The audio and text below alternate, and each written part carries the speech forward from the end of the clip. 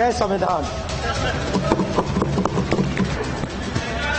अभी warm up हो रहा है। और जो लोग अपने आप को हिंदू कहते हैं वो 24 घंटा हिंसा हिंसा हिंसा, नफरत नफरत नफरत। राहुल गांधी का बयान, किस किस पर सवाल।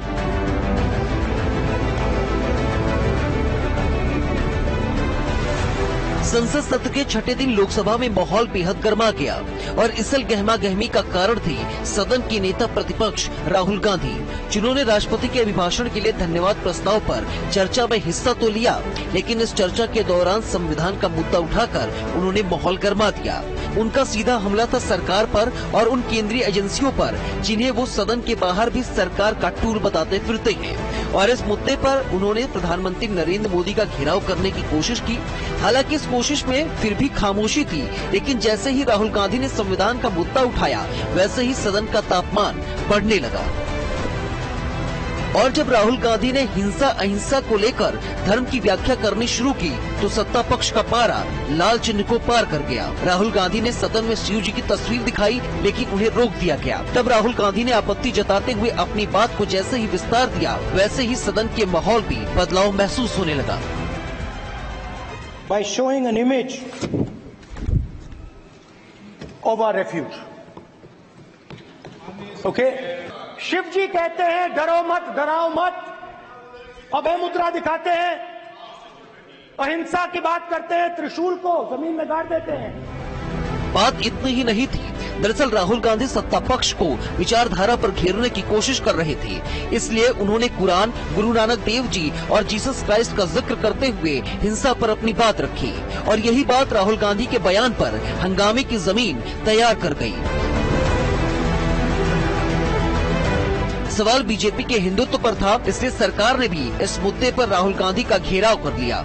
जो लोग अपने आप को हिंदू कहते हैं वो 24 घंटा हिंसा हिंसा हिंसा, नफरत नफरत नफरत, असत्य सत्य असत्य।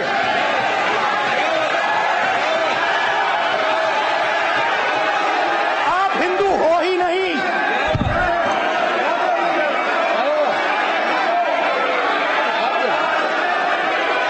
Just get me that picture of Shiva. Inside, because of it. Hindu धर्म में साफ लिखा है, सत्य के साथ खड़ा होना चाहिए, सत्य से पीछे नहीं हटना चाहिए, सत्य से नहीं डरना चाहिए। अहिंसा हमारा प्रतीक है। अभय मुद्रा उनका वाक्य था, जो अपने आप को हिंदू कहते हैं वो हिंसा की बात करते हैं, हिंसा करते हैं। मान्यवर, इस देश में शायद इनको मालूम नहीं है, करोड़ों लोग अपने आप को गर्व से हिंदू कहते हैं, गर्व से हिंदू कहते हैं। क्या वो सभी लोग हिंसा की बात करते हैं, हिंसा करते हैं? हिंसा की भावना को हिंसक कहना ये गंभीर विषय है। सदन में ऐसा बहुत कम देखा गया है कि जब प्रधानमंत्री नरेंद्र मोदी को किसी के भाषण के बीच में खड़ा होते पाया गया हो, लेकिन इस बार ऐसा हुआ है और इसकी वजह है राहुल गांधी, जो पिछले कुछ वर्षों की अपेक्षा सदन में इस बार अलग तेवर और अंदाज में नजर आ रही हैं। इसलिए उन्होंने हिंदुत्व पर अपने बयान पर सफाई भी दी, कुछ समझाने की कोशिश की, लेकिन सदन को सिवाय उनके आक्रामक अंदाज के अलावा कुछ और नहीं समझा सके। बीजेपी 24 घंटा नफरत हिंसा, नफरत हिंसा, नफरत हिंसा। पूरे बीजेपी को हिंसा कर रही है ऐसे कहना, सारे नियम इनको लागू नहीं होते हैं। नियम मालूम नहीं है तो ट्यूशन रख ले साहब। आप प्रतिपक्ष के नेता हैं, किसी की भावनाओं को ठेस नहीं पहुंचे। विषय नेता प्रतिपक्ष ने सदन में रखा था, इसलिए विषय की गंभीरता को समझा गया। लेकिन जैसे ही विषय आगे बढ़ा, सरकार के घेराव के लिए अयोध्या मुद्दा उठा और ये मुद्दा सामान्य रूप से बड़ा हो गया, जिसके जवाब में तंज कसने के लिए प्रधानमंत्री नरेंद्र मोदी को फिर अपनी सीट से उठना पड़ा। राम भगवान की जन्मभूमि ने बीजेपी को मैसेज दिया और ये आपके सामने मैसेज बैठे हुए हैं। मैंने उनसे पूछा कि आपको कब पता लगा कि आप अयोध्या में जीत रहे हो, और आपने कहा पहले दिन से मुझे पता था। सही बात। और मैंने कहा ये क्या हुआ? उन्होंने कहा राहुल जी, अयोध्या में एयरपोर्ट बना, अयोध्या की जनता से जमीन छीनी गई और आज तक उन्हें मुआवजा नहीं मिला है। उन्होंने कहा, सही बात, उन्होंने कहा कि अयोध्या में जो भी छोटे छोटे दुकानदार थे, जो भी छोटी छोटी बिल्डिंग्स थी, उन सारों को तोड़कर गिरा दिया गया और उन लोगों को सड़क पर कर दिया गया। इन्होंने यह भी कहा कि अयोध्या के इनॉग्रेशन में अयोध्या की जनता को बहुत दुख हुआ, क्योंकि इनॉग्रेशन में अदानी जी थे, अंबानी जी थे, मगर अयोध्या का कोई नहीं था। लोकतंत्र ने और संविधान ने मुझे सिखाया है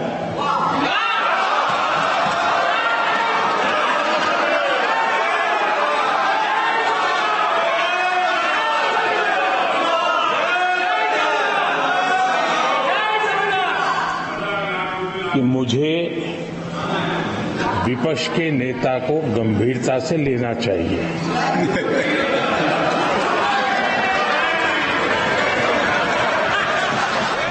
नफरत, हिंसा। हंगामे के बीच राहुल गांधी ने हालांकि माहौल को थोड़ा ठंडा भी किया। उन्होंने मुद्दा बदला और सरकार के खिलाफ बोलते हुए ही माहौल हल्का किया। इनमें राहुल गांधी ने प्रधानमंत्री नरेंद्र मोदी के गांधी फिल्म पर दिए गए बयान पर तंज कसा। वहीं धर्म को साहस से जोड़कर धार्मिक मुद्दे को भी बनाए रखा और अपनी यात्रा का जिक्र करके राहुल गांधी ने महंगाई को भी चर्चा में शामिल किया। वहीं इस महंगाई के मुद्दे का जो उदाहरण राहुल गांधी ने दिया, उसमें महिलाओं के साथ हिंसा को भी उन्होंने प्रमुखता से उठाया। इसके बाद सदन के माहौल में बदलाव देखते ही राहुल गांधी ने एक ऐसे मुद्दे को उठाया जिसके तथ्यों के बीच राहुल गांधी खुद ही उलझ गए। मुद्दा था अग्निवीर योजना, जिसे उन्होंने यूज एंड थ्रो मजदूर के नाम से संबोधित किया, लेकिन राजनाथ सिंह ने बीच में ही टोकते हुए राहुल गांधी को खामोश कर दिया। अग्निवीर को जवान नहीं कहा जा सकता। अग्निवीर यूज एंड थ्रो मजदूर है। गलत बयानी करके सदन को गुमराह करने की कोशिश। गलत नहीं है सर,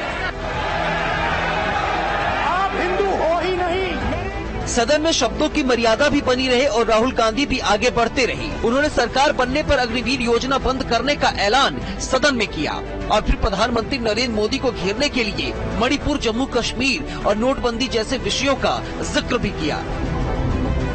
इस जिक्र में राहुल गांधी ने जम्मू कश्मीर और लद्दाख से स्टेटस छीनने का दावा किया।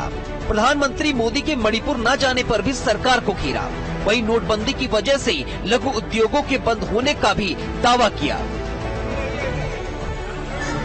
हालांकि इन विषयों पर तंज कसते हुए उन्होंने प्रधानमंत्री नरेंद्र मोदी का घेराव किया था और राहुल गांधी के बढ़े हुए मनोबल का उदाहरण ये है कि उन्होंने सदन से ही गुजरात में बीजेपी को हराने का ऐलान कर दिया।